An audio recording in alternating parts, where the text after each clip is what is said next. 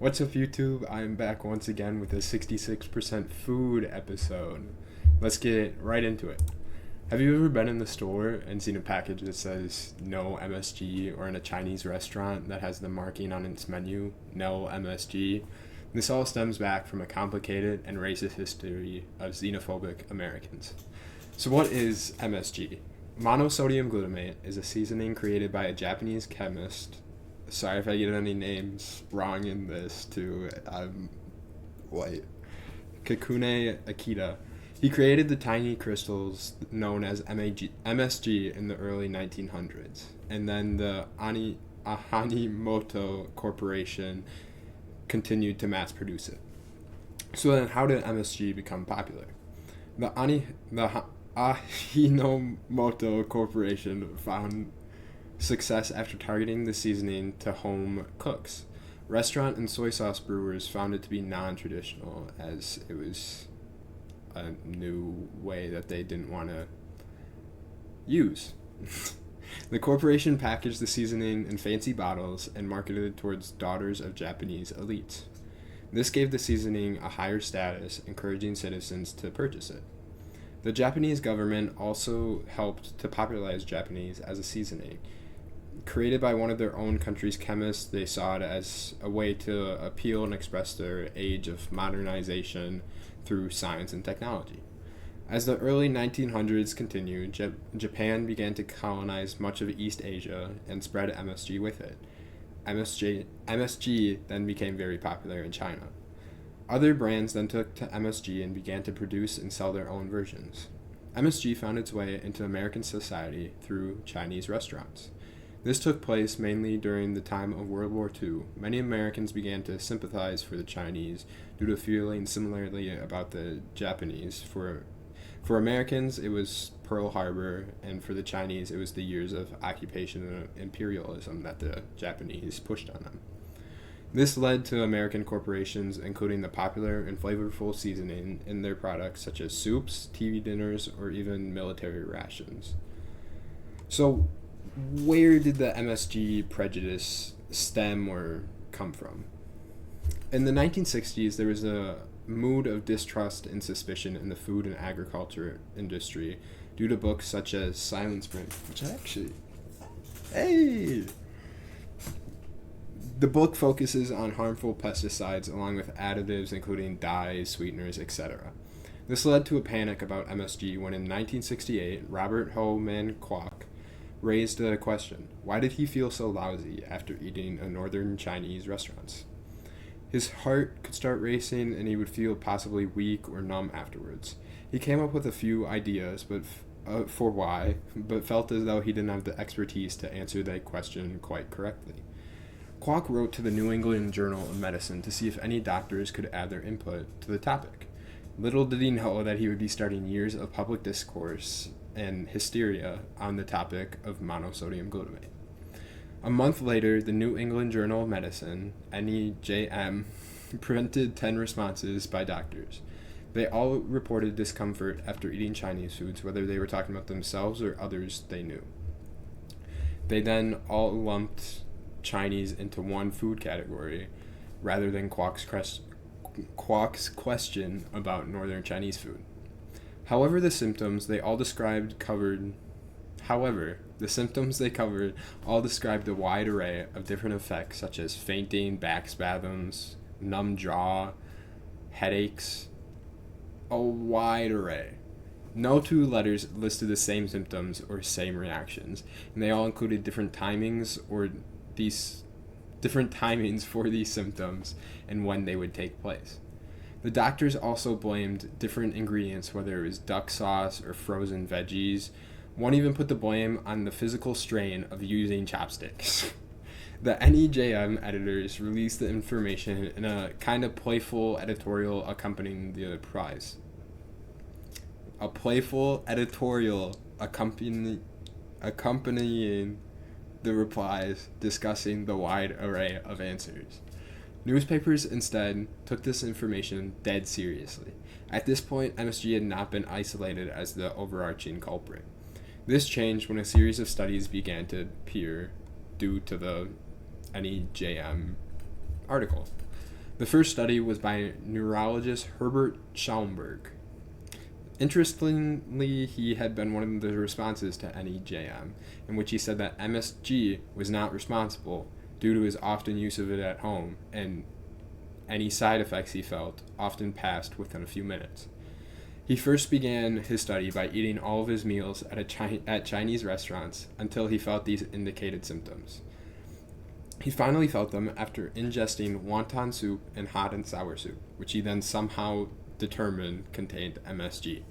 Schaumburg continued his studies by giving 3 blinded volunteers, one of which being himself, so he couldn't truly be blinded to the experiment, MSG, which they all reacted poorly. These symptoms, however, can also all be traced back to anxiety, perhaps the anxiety in which someone says they're doing a study on a substance that you're about to be ingesting.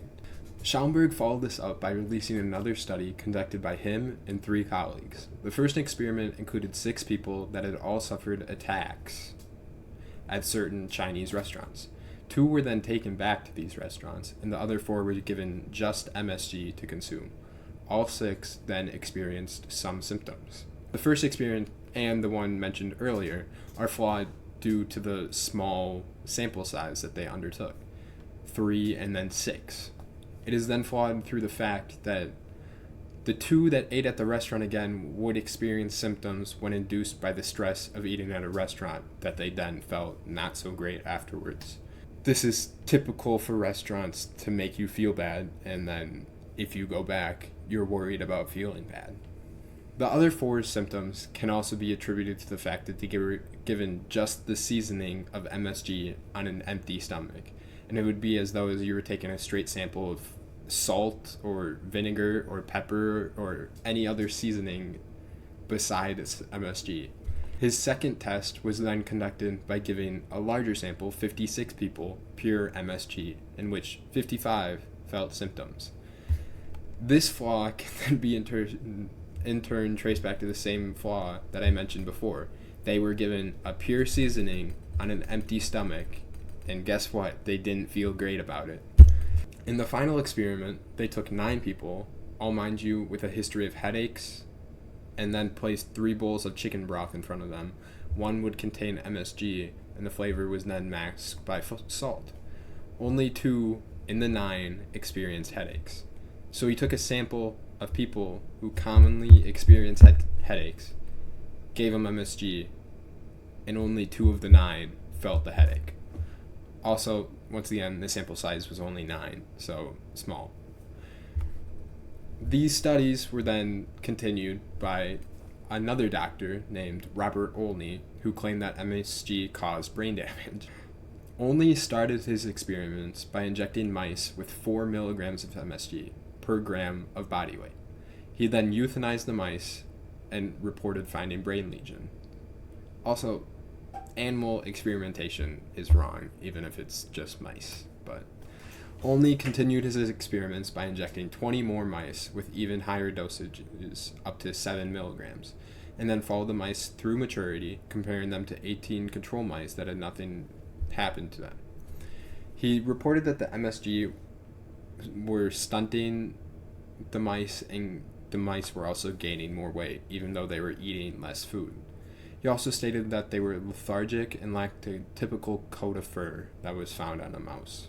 He then declared that this indicated that pregnant women should avoid MSG to avoid stunting the baby. This led to 3 physicians responding to Olney's experiments with many criticisms.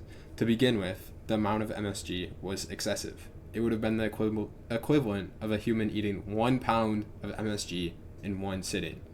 1 pound of a seasoning in one sitting. The doctors noted that an American typically eats 0.01 milligrams of MSG per body weight in a day, compared to Olney's weight of a whole 7 milligrams. The physicians continued by stating how we ingest MSG rather than having it injected into our skin. Eating MSG allows the acids and enzymes in our stomach to break down the compound. They also stated how injecting the mice, even with a harmless substance such as saline, would cause issues, which he didn't do to the control mice. Finally, they also criticized him with the observations that mice aren't human.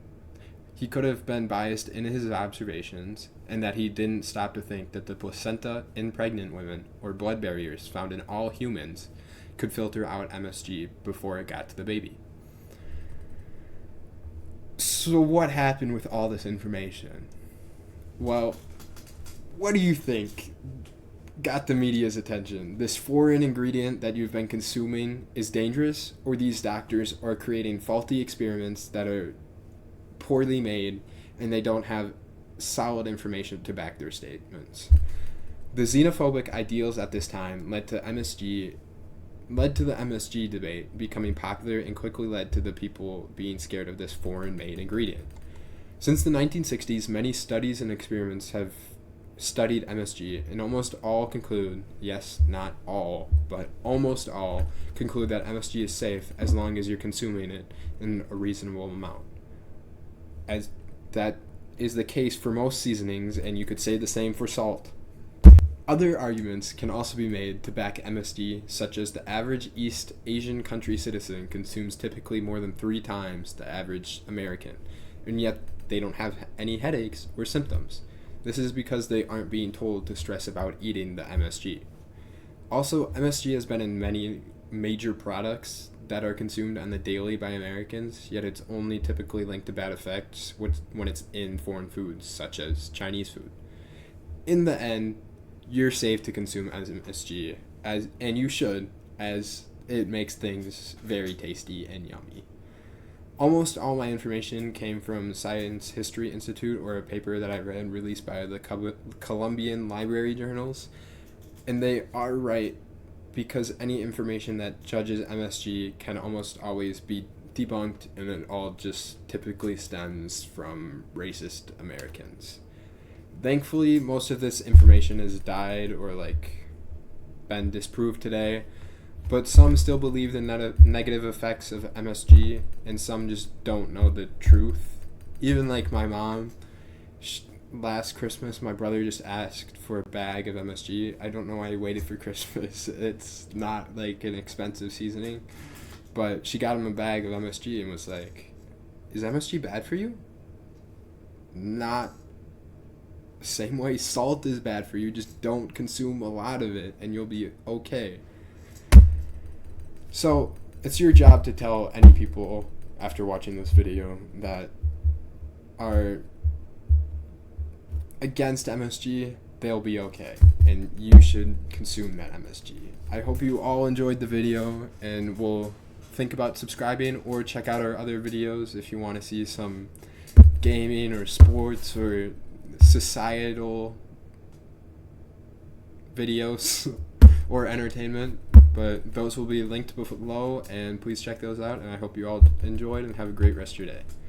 Thanks for tuning in.